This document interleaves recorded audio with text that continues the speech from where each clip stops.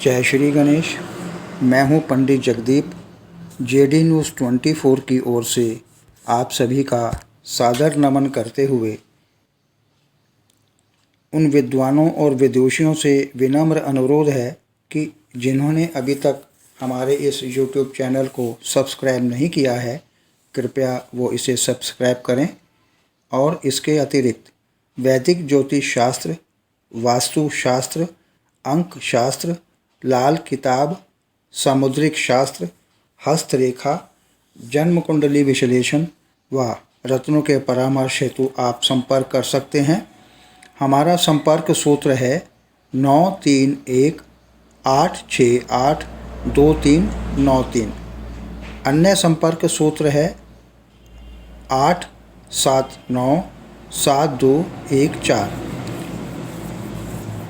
तो आज के वीडियो का विषय रहेगा बुध के अशुभ या निर्बल या फिर अस्त रहने के कारण त्वचा संबंधी विकारों को लेकर।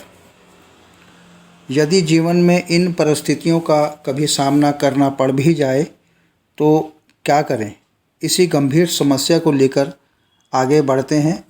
वैदिक ज्योतिष शास्त्र में शरीर की त्वचा का कारक बुध को माना गया है। जन्म कुंडली में बुध जितनी उत्तम अवस्था में होगा, जातक की त्वचा उतनी ही चमकदार एवं स्वस्थ होगी।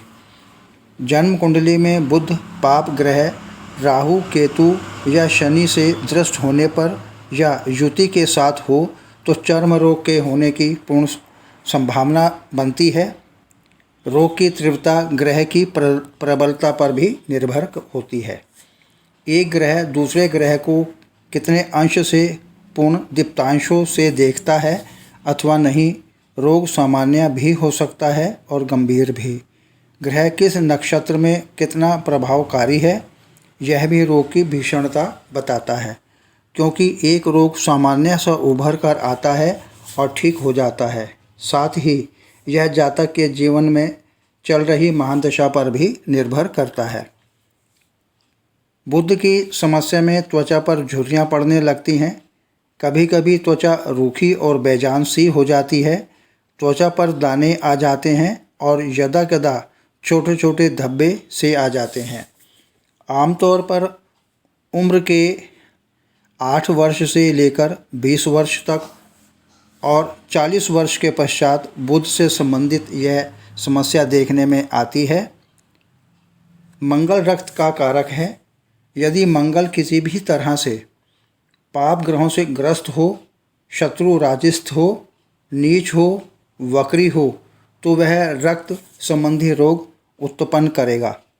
मुख्य बात यह है कि यदि मंगल बुध का योग होगा तो किसी भी प्रकार की समस्या अवश्य खड़ी हो सकती है। इसी प्रकार मंगल शनि का योग त्वचा रोग उत्पन्न करता है, रक्त में विकार उत्पन्न करता है। लग्नेश से किसी भी प्रकार का संबंध होने पर वह अवश्य ही चर्म रोग का कारण बनता है। यदि यह योग जन्म कुंडली में हो किंतु दशा अच्छी चल रही हो तो हो सकता है कि यह रोग न हो, जब तक उस ग्रह की दशा अथवा अंतर्दशा पुनः न आ जाए। यदि शनि पूर्ण बली हो और मंगल के साथ तृतीय स्थान पर हो तो जातक को त्वचा रोग होता है। यदि मंगल और केतु षष्ठ अथवा द्वादश भाव में हो तो चर्म रोग अवश्य होता है। यदि मंगल और शनि षष्ठ अथवा द्वादश भाव में हो तो फोड़ा होता है। यदि मंगल षष्ठेश के साथ हो चर्म रोग होना निश्चित माना जाए। यदि बुध और राहु षष्ठेश और लग्नेश के साथ हों तो चर्म रोग होता है, जैसे कि एक्जिमा आदि। यदि षष्ठेश पाप ग्रह होकर लग्न, अष्टम अथवा दशम भाव में स्थित हो तो चर्म रोग होता है। यदि षष्ठम भाव में कोई भी नीच ग्रह शत्रु क्षेत्री, वक्री अथवा अस्त हो तो भी चर्म रोग होता है। यदि षष्ठेश पाप ग्रह के साथ हो और उस पर लग्नस्थ, अष्टमस्थ अथवा दशमस्थ पाप ग्रह की दृष्टि हो तो इस दशा में भी चर्म रोग होना निश्चित होता है। यदि शनि अष्टमस्थ और मंगल सप्तमस्त हो तो जातक को 15 से 20 वर्ष की आयु में चेहरे पर फुंसियाँ अवश्य होती हैं। यदि लग्नेश मंगल के साथ लग्नगत हो तो पत्थर अथवा किसी शस्त्र से सिर में घाव होते हैं। और इसी प्रकार से यदि लग्नेश मंगल के साथ लग्नगत हो और उसके साथ पाप ग्रह भी हों अथवा पाप ग्रह की दृष्टि पड़ती हो तो ऐसी युति अथवा दशा में भी पत्थर तथा किसी शस्त्र के द्वारा सिर में घाव हो सकते हैं।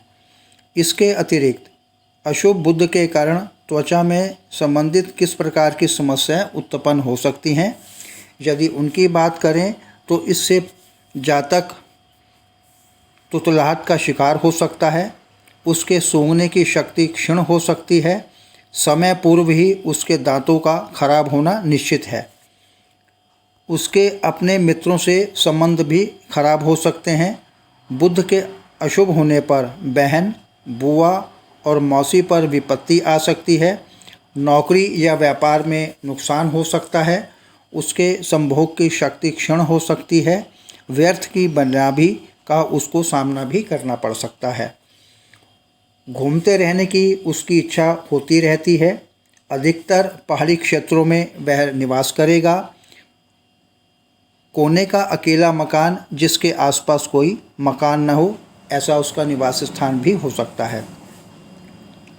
अब चर्चा करते हैं बुध के कारण त्वचा की समस्याओं के उपायों की। प्रतिदिन प्रातः सूर्यदेव को जल अर्पित करना चाहिए। अधिक से अधिक हरी सब्जियां व सलाद का सेवन करना चाहिए। शरीर में प्रभावित स्थानों पर नारियल का तेल लगाना चाहिए। यदि त्वचा की समस्या अधिक हो तो पन्ना धारण करना चाहिए। बुध के अशुभ होने पर कान, नाक और गले की समस्या होने लगती है। यदि बुध अधिक निर्बल हो तो सुनने और बोलने में दिक्कत होने लगती है। यदा कदा गला खराब हो सकता है या फिर खराब रहने की संभावना बढ़ जाती है। सर्दी जुकाम की समस्या हो सकती है। किसी विशेष प्रकार की गंध से उसे एलर्जी होने लगती है। अब जानकारी लेते हैं उन उपायों की कि बुध के अशुभ होने पर कान, नाक और गले की समस्या हो जाए तो उसके उपाय क्या हों या क्या क्या उपाय किए जा सकते हैं। जातक को प्रतिदिन गायत्री मंत्र का जाप करना चाहिए या उसे अपने मन में दोहराना चाहिए। चांदी के चौकोर टुकड़े पर एम लिखवाकर उसको धारण करना चाहिए। अधिक से अधिक हरे वस्त्रों के धारण करने चाहिए। प्रतिदिन प्रातः स्नान आदि के उपरांत पीला चंदन अपने मस्तिष्क, कंठ व छाती पर लगाना चाहिए। बुध की अशुभता के कारण रोग सामान्य भी हो सकता है और गंभीर भी। ग्रह किसी नक्षत्र में कितना प्रभावकारी है, यह रोग की भीषणता बताती है।